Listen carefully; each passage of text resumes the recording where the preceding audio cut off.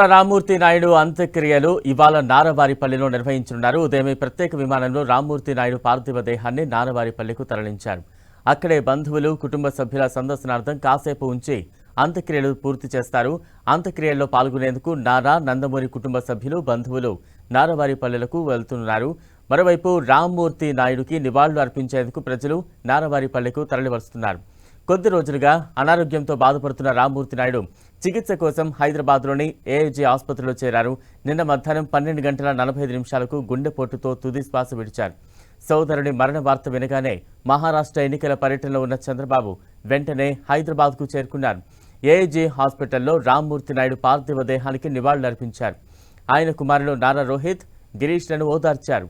TDP శ్రేణులు, నేతలు తీవ్ర ఆవేదనలో ఉన్నారు. నారా రామ్మూర్తి నాయుడు అస్తమయాన్నే వారు జీర్ణించుకోలేకపోతున్నారు. ఆయనతో ఉన్న అనుబంధాన్ని గుర్తు చేసుకుంటున్నారు.